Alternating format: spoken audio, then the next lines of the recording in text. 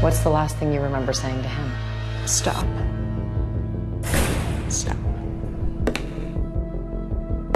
People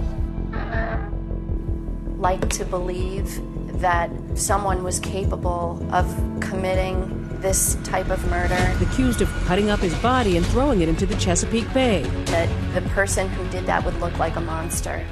But sometimes killers look just like Melanie McGuire. Is there anything else you're not telling me? Like what? Like I killed my husband. Did you? Thanks for asking. A scorched earth investigation was conducted, and the lack of evidence is resounding.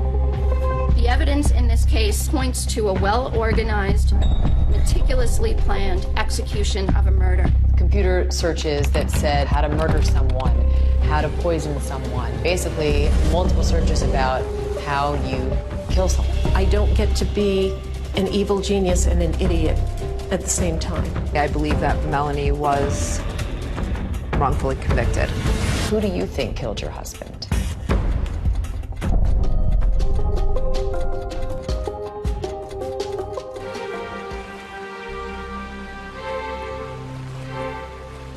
Melanie McGuire, once a married mother to 2 little boys and a fertility nurse, is today a 47-year-old inmate at the Edna Mann Correctional Facility in Clinton, New Jersey.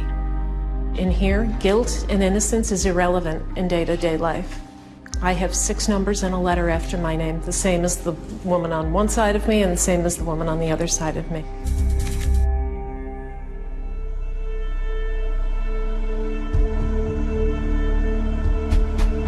After Virginia Beach exhausted their investigation, they realized all signs pointed north to New Jersey. My name is Patty Prezioso. I was the lead investigator in the Melanie McGuire investigation and prosecution. Patty Prezioso was a very driven and highly successful Assistant Attorney General in New Jersey. You let the evidence guide you, and you follow it until it's clear what happened. She was extremely competent, and it was obvious. The task force had local police, state police, the Attorney General's office. They decided to treat this case with top priority. It was clear that he had been shot, and trying to find out if any of the people close to Bill owned a gun was a top priority. The detectives don't find any record of Melanie buying a gun in New Jersey, so they decide to check Pennsylvania. They knew that Pennsylvania was close, and a lot of people will go to Pennsylvania for firearms because the gun laws are more lax. There's less of a waiting period, and so you can go in and essentially walk out the same day with a firearm. It turned out that when the record check was done with Pennsylvania, a record came back that Melanie McGuire had purchased a gun. I remember plain as day when she came in, because not many women come into the shop. She filled the forms out, and then when she wrote down her occupation, that she was a nurse, that stuck in my mind, because I guess that was the first time I ever sold a gun, to a nurse. Melanie bought a Taurus 38 Special, and she bought wad cutter bullets. And that gun was purchased just 2 days before Melanie McGuire said her husband went missing.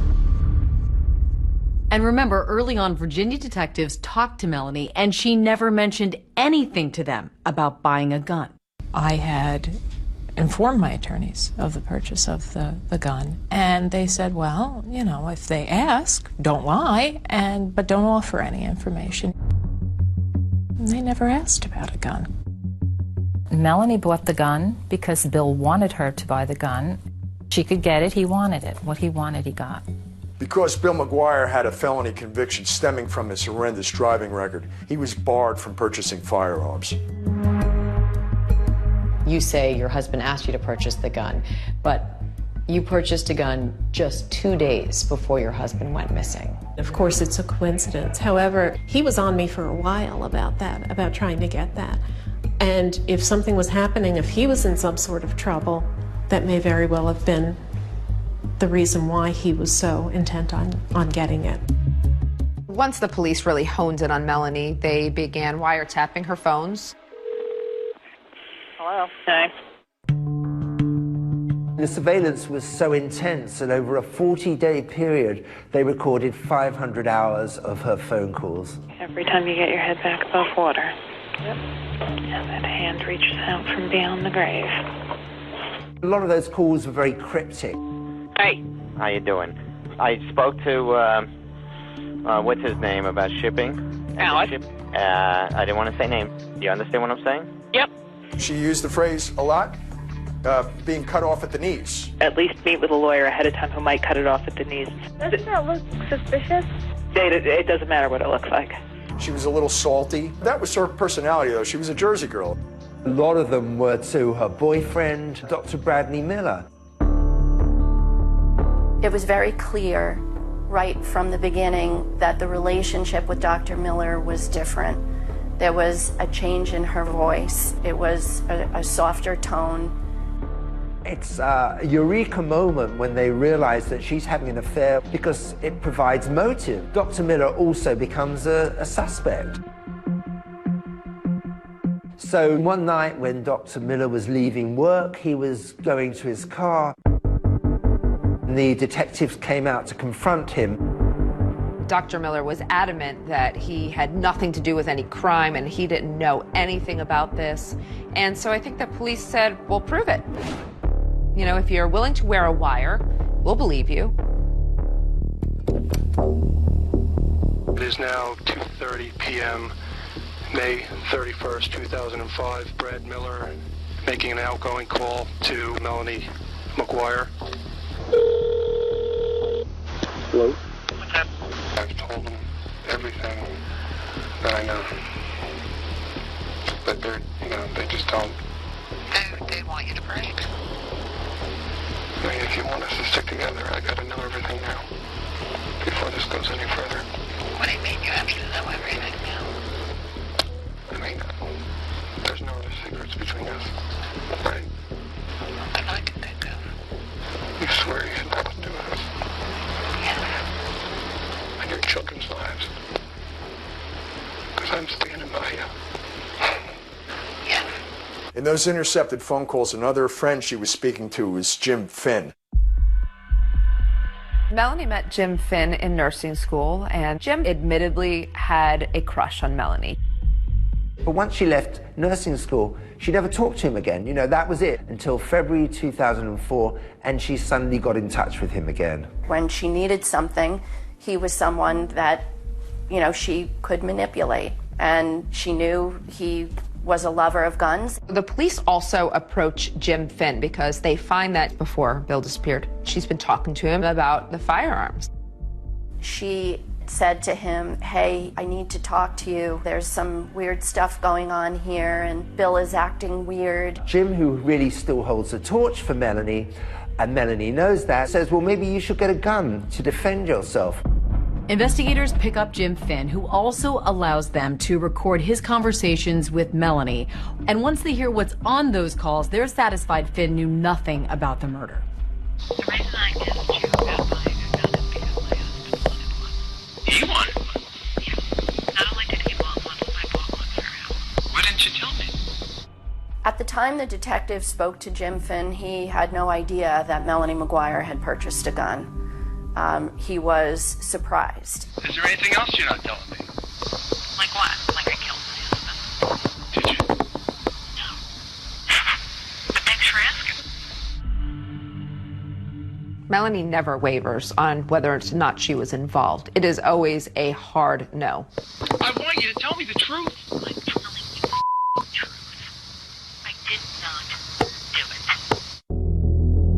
it. She was under a microscope. Everything she did was being watched. Everything she said was being listened to. Melanie does something that most people would find a little suspicious. Investigators start looking at her Easy Pass records. They notice trips to Atlantic City. She knew that Bill McGuire's car was in Atlantic City because she put it there. That requires 2 drivers. So that means someone helped her. What investigators find in Atlantic City has them wondering, did Melanie have an accomplice? And if so, who was it?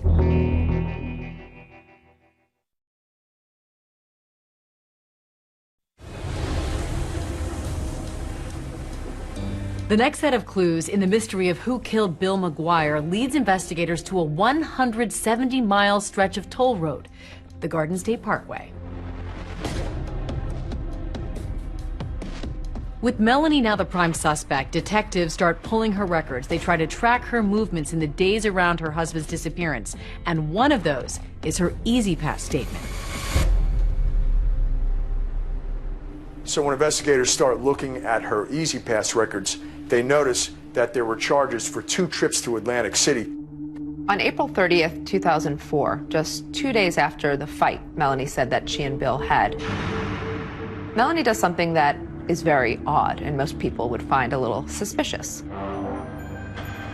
I'm starting to become more actively angry at him. And I'm thinking, that son of a bitch, I know where he is. According to Melanie, she decides that he's probably in Atlantic City gambling, so she's going to drive down there and she's going to look for his car. Absolutely not rational, but get in the car and go down there. And I'm driving down, and I take the first pass on this highway, and I see a dark sedan. There's no way. There's no way. And lo and behold, there it is.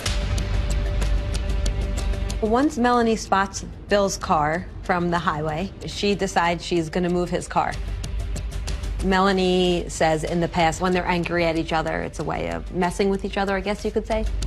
Pull off onto a little side street, and I parked my car, and it was like Mission Impossible. Scooted up to the car, got in, started it, and drove away.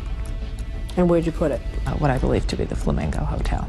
What Melanie said was, I was going to move his car to the seediest part of town, the most annoying for him to find.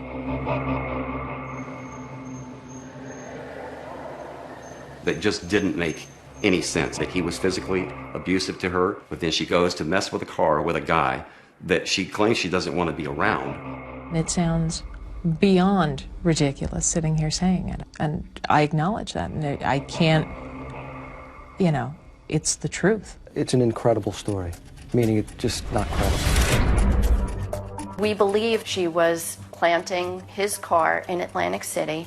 She was trying to create an illusion that Bill McGuire was still alive. That requires 2 drivers.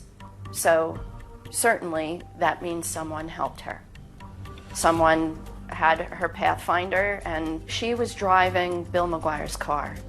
They put the car at the Flamingo Hotel, and then she went home with the person driving her car. And investigators thought they'd struck pay dirt when they discovered that hotel's parking lot had surveillance cameras. In truth, of course, the footage did not capture who the driver was.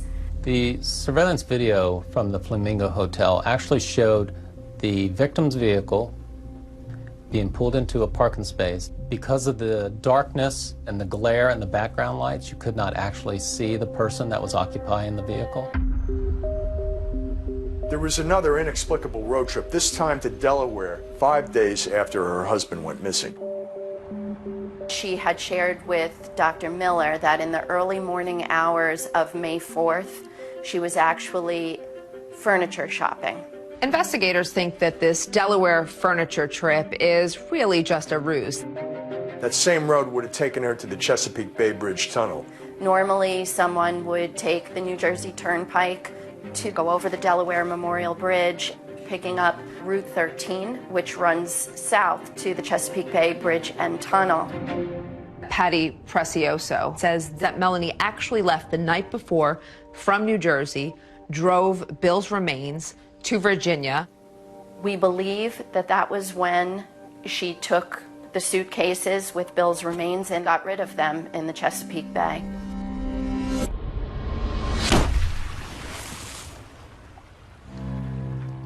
And the first suitcase turned up the very next day. But of course, Melanie thinks this theory is preposterous. Virginia Beach is another 450 miles from Delaware. So, I mean, you're talking about hours, and there just isn't enough time. And why would she drive all the way down to Chesapeake with the body parts in the car, thinking, I'm not going to get stopped, I'm not going to break down? What a chance that is.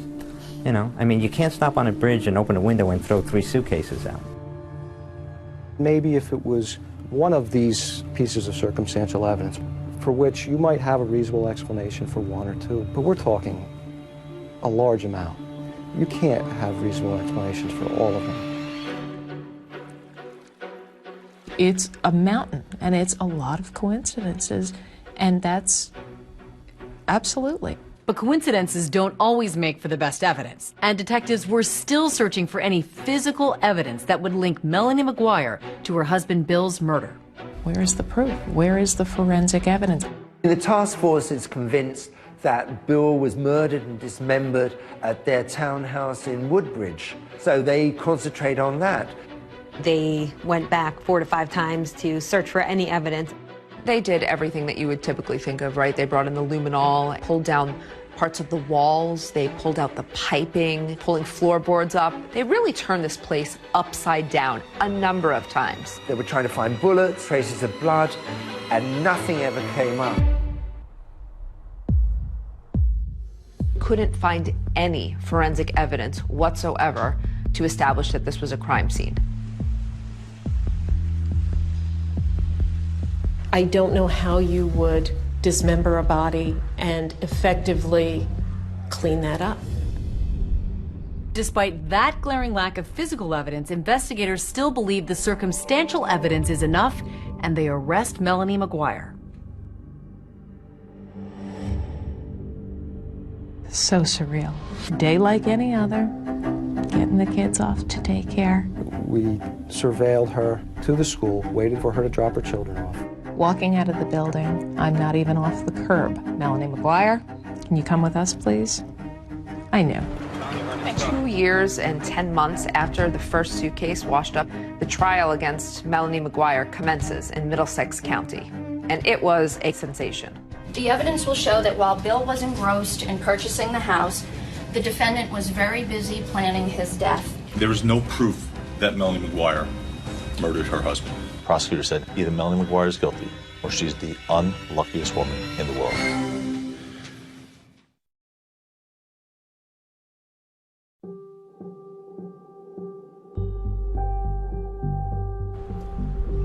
On Monday, March 5th, 2007, 2 years and 10 months after the first suitcase had washed up in the Chesapeake Bay, Melanie McGuire went on trial for her husband's first-degree murder. This was a case that had garnered a lot of media attention in New Jersey. It had all the elements that it was going to be a salacious trial. The judge let us know that the trial was going to be televised. Let's bring a couple of experts into the conversation to help us sort through yesterday's evidence. It made people act differently. I think Melanie loved the idea that she was the center of attention. She seemed very relaxed, much more relaxed than I would have been.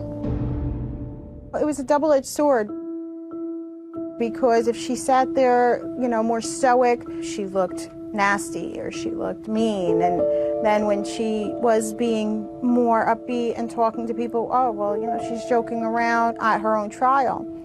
There was nothing she could do that wasn't going to be criticized. By the time Melanie McGuire gets to trial, she's hired Stephen Tirano and Joe Tacopina to represent her. Joe Tacopina was a high-profile celebrity attorney. Joe Tacopina. Joe Tacopina. Joining me now, Joe Tacopina. He's the attorney for Alex Rodriguez.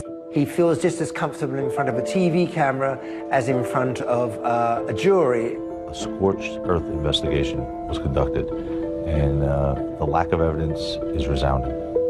The evidence in this case points to a well-organized, meticulously planned execution of a murder.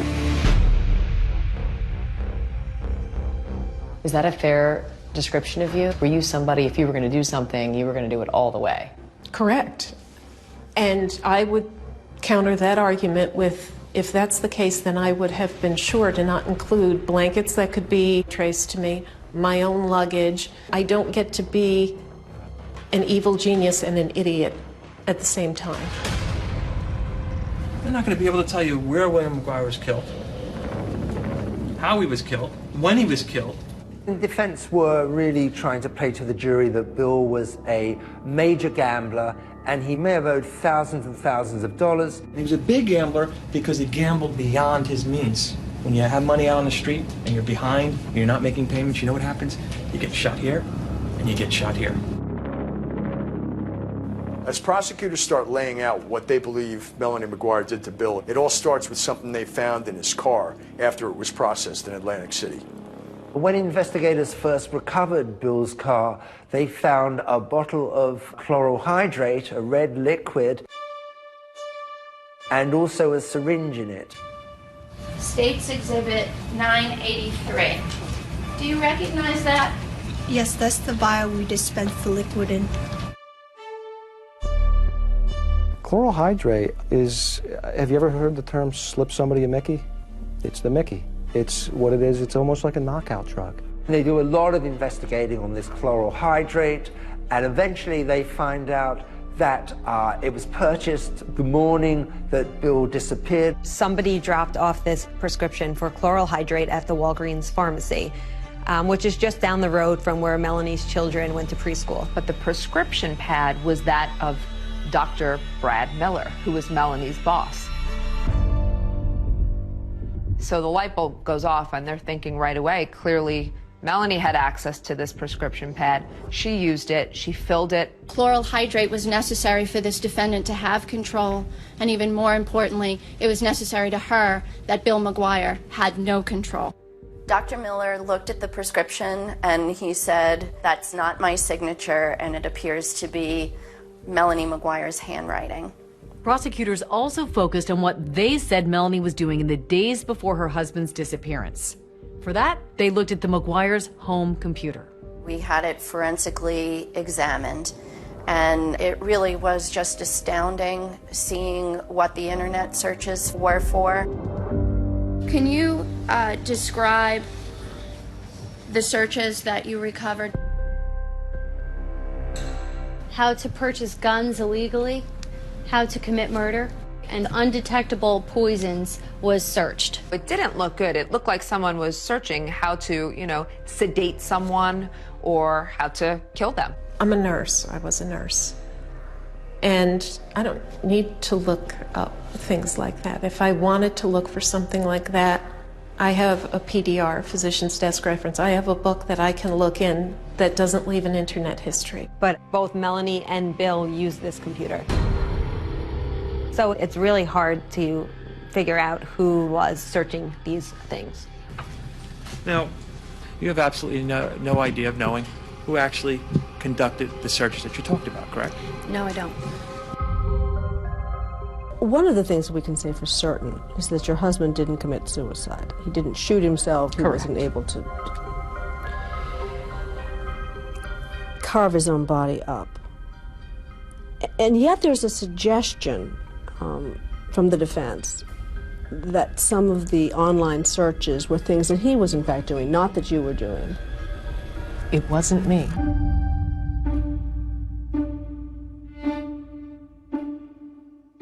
Although investigators found no physical evidence in the McGuire's home, they did find something significant in Bill McGuire's car. After Bill's car was recovered in Atlantic City, our criminalist was able to locate several pieces of small flesh. These pieces of flesh are an artifact of Bill McGuire's body being disarticulated. The phrase was used, human sawdust. Human sawdust is a term that did not exist until this case, as I understand it.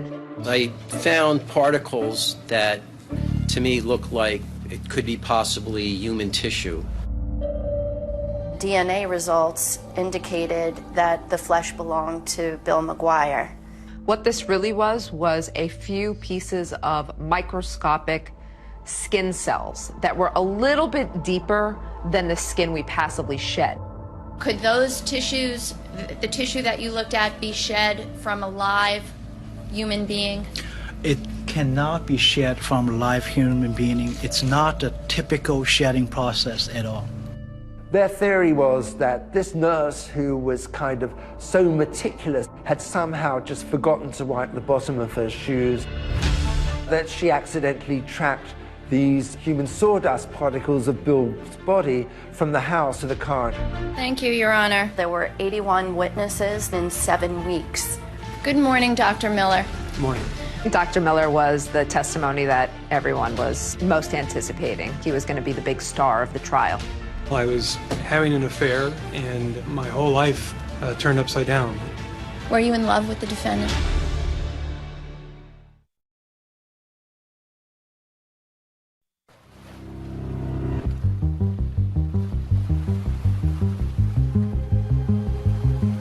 Do you want to call your next witness, please? Yes, Your Honor. The state calls Dr. Bradley Miller. The most anticipated day of this trial is when the man whom Melanie McGuire had a 3-year affair with, Dr. Bradley Miller, took the stand. Everybody knew that that was the prosecution's star witness, and the court was filled. And when you saw him, what was your feeling? How could you? How could you? Dr. Miller was in a very difficult spot. He and his family had gone through a very difficult time, and it was just made clear to him, just take a deep breath and make sure you tell the absolute truth. Can you describe to the jury what was your relationship with her? We worked together. She was an excellent nurse. She took very good care of the patients. They all loved her. Sir, did there come a time when your relationship with Miss McGuire got more intimate? Yes, it did. It was towards the end of her second pregnancy. She was about 38 weeks pregnant. And before she went on maternity leave, we had oral sex in the office. So not proud of that. It has to be pretty hard to hear it come out in court. Hard for me to hear it, hard for me to think, oh my God, my parents are hearing this, my 84-year-old grandmother is hearing this. Were you in love with the defendant? Yes, I was. Had the two of you discussed future plans together? Yes, we were hoping to be together in the future. If we do make it through this, I'll just have to take whatever money I can get and get away. With Dr. Miller on the stand, prosecutors were able to score some points because there were certain things that Melanie never told Dr. Miller. Did the defendant ever tell you that she purchased a gun? No, ma'am. I had no knowledge of her purchasing a gun, no. Did the defendant ever tell you that she went to Atlantic City and parked her husband Bill's car at the Flamingo Hotel? No, she did not. Did there come a time when the defendant shared with you that she had done that? Yes, and I asked her, well, why didn't you tell me this sooner? And she told me that she didn't want me to be upset, that she's going back to find Bill, to bring him back, and rekindle the relationship. We looked very closely at Dr. Miller. There was no evidence connecting him with this crime.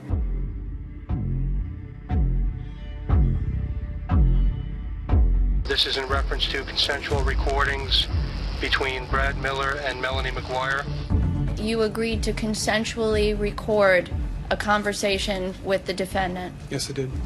Prosecutors really wanted the jury to hear those intercepted calls so they could get a sense that maybe her desire to be with him was the motive for the murder. During the calls, Dr. Miller spoke about their future together, probably prompted by detectives. After a divorce, and she gets half the money, I mean, it'd still be something to live on. The understanding between us had always been that the children came first. And he starts talking about divorce and a future and moving forward, and I even say on the tape, why are you talking like this all of a sudden? I'm confused because you've been the one to address to me that we have to wait to see how everything plays out. The defense was also able to score some points with those recordings, which called into question Dr. Miller's character. At the time of those secret recordings, he was still having an intimate relationship with her. After you tape recorded her, sir, you then had additional intimate relations with her, correct? Yes, sir. Did you tell her that, by the way, that you had tape recorded her? No, I did not. I think that was damaging to his character and was a very big turnoff to the jury.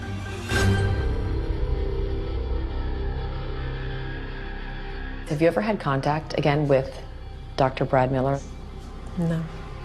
No. After the day he testified, I haven't laid eyes on him since. You have no desire? It's tough. That was a tough betrayal to swallow. What matters is whether the state, and the burden is on me and I welcome it, whether the state has proved each and every element beyond a reasonable doubt.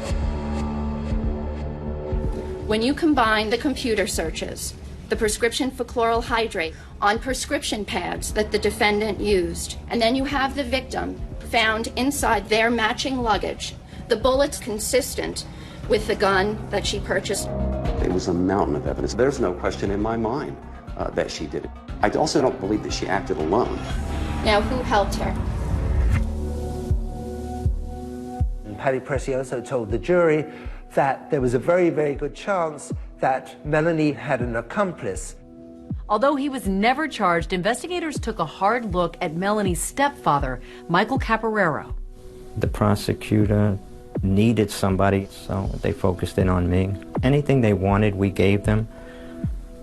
We gave them DNA, we gave them hair samples. I had nothing to do with anything involving that crime. You don't need the precise when.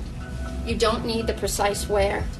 You don't have to find that she pulled the trigger. You don't have to find that she had hands-on physically in regards to his death. Well, boy, that leaves a lot of speculation out there for the jury. You can't guess someone into prison for the rest of their life. The jury goes into deliberation, and Melanie and her family are waiting on pins and needles. I was very concerned. I think we all as people like to believe that if someone was capable of committing this type of murder, that the person who did that would look like a monster. But sometimes killers look just like Melanie McGuire. The day the verdict was read, the atmosphere in the courtroom was just electric. Has the jury reached a verdict in this case? Yes, Your Honor. How do you find as to the count of the indictment charging Melanie McGuire with the murder of William McGuire? Guilty. I just remember seeing her collapse. I remember grabbing Joe's arm, and I remember feeling my legs just kind of go out from under me. She's alternating between I didn't do it, and my babies, and referring to her two children.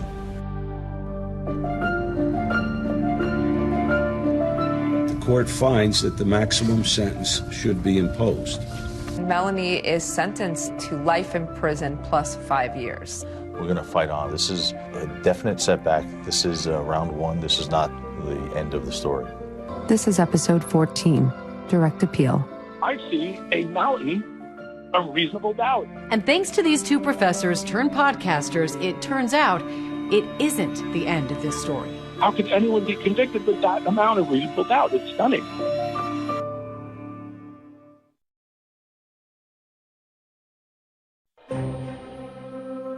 After sentencing, Melanie McGuire was taken to the Edna Mann Correctional Facility in Clinton, New Jersey. Her new home would be a 6-by-9-foot cell. It's just beginning for us now. We'll never give up. We will never, ever give up for her until the truth comes out. On Direct Appeal, we examine the murder conviction of Melanie McGuire. This is a prepaid call from Melanie McGuire, an inmate at Edna Mann Correctional Facility.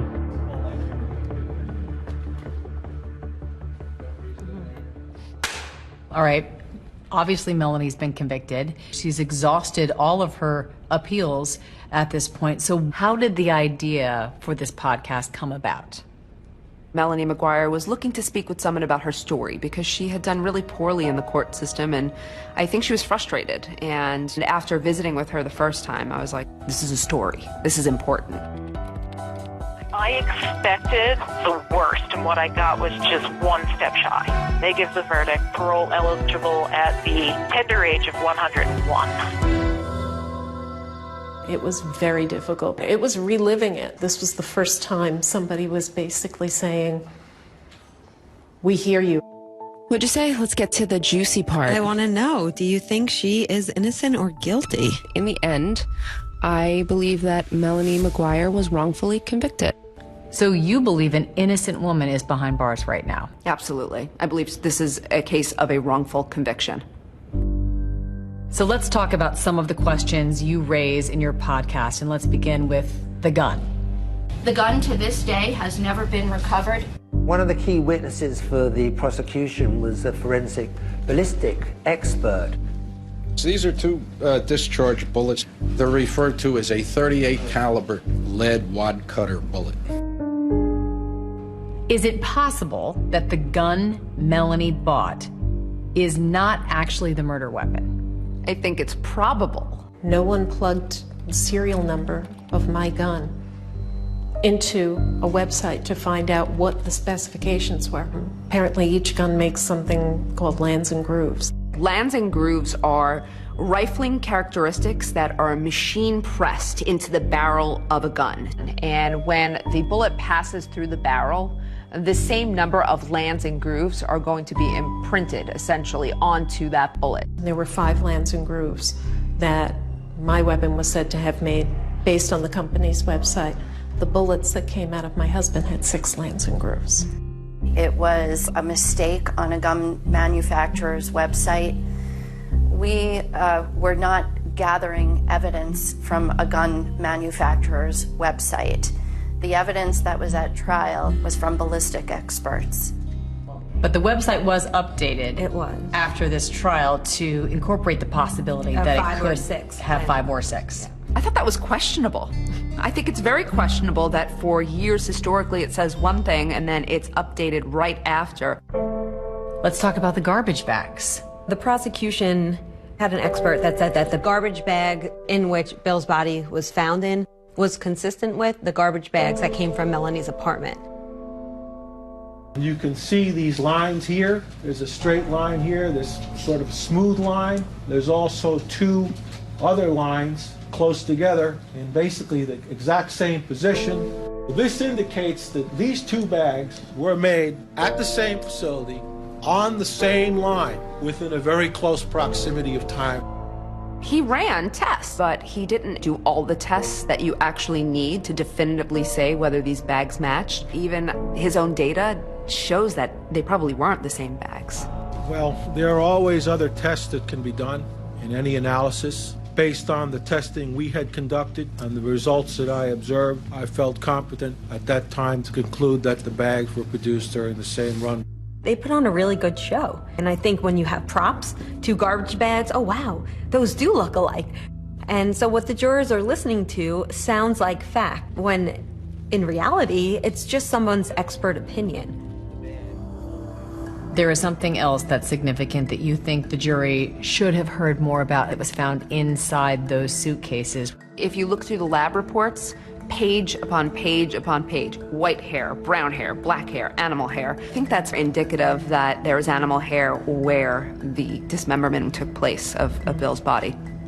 You mentioned that you found some animal hairs. Did you find anything that you considered of evidential value? No. They looked high and low to connect Melanie to some pet. And once they found that there was no way to connect Melanie to these pet hairs, it became not of evidentiary value. Why is that? Simply because they don't match your suspects? Those hairs should have been tested because that's a huge question mark. Melanie did not incapacitate, shoot, use a saw to dismember her husband. You know how hard it is to cut through bone. It is physically exhausting. And also, if the crime scene didn't happen there and she's home with her children all night, where is this happening? There are just too many holes in this story.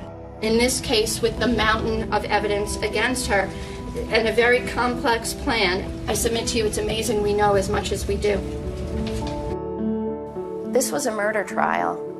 It wasn't a contest to see who could outsmart the investigators, and if someone is smart enough to successfully hide a crime scene, that they win. Did you find any evidence that exonerates Melanie, that proves her innocence?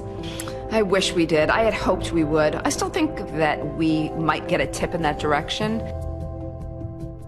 What do you say to the people at home who watch this and say, how dare she talk from prison and bring this all back up again? Enough pain has already befallen her husband's family, her own sons. There's a murderer walking around.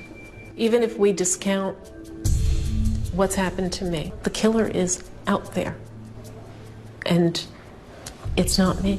She had about as good a counsel as money could buy. She certainly had a fair and impartial jury. The fact of the matter is sometimes the evidence is such that your attorneys, no matter what you can pay them, they simply cannot overcome what you've done. So she can say whatever she wants. She's a liar and she's a killer. Today your boys are young men? They are. Is there anything you'd want to say to them?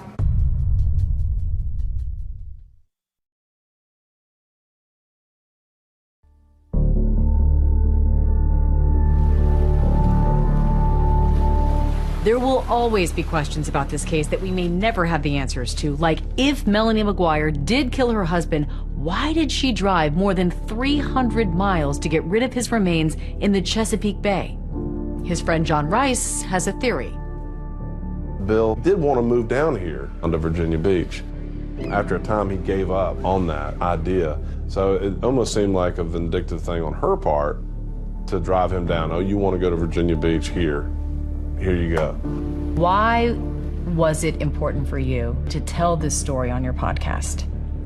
A lot of people who are convicted, they'll go through the appeals process, but they won't prevail. If we can investigate this, provide any type of assistance, we're possibly remedying some of the harshest parts of our system. There are times when podcasts and media can shine a light where what the government did was not right. This is not one of those cases. A 39-year-old man lost his life before he got to see his children grow up. You have 2 little kids. Yep. That's the hardest part. Knowing that when I see my children, when I hug them goodbye, it could be the last time.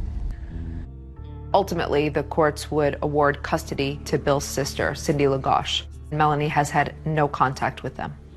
Today your boys are young men? They are. Is there anything you'd want to say to them? Make up your own mind. Don't accept what you're just being told on the surface. Dig.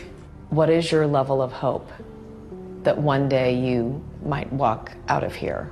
I'm terrified to hope, because to have it thwarted in here, it's absolutely soul-crushing. Bill McGuire was the father of 2 small children. He was a brother, he was a friend, and his life got cut short. I think Bill deserves to be remembered as a fantastic friend, a dad who loved his boys. He didn't deserve this. Nobody deserves that.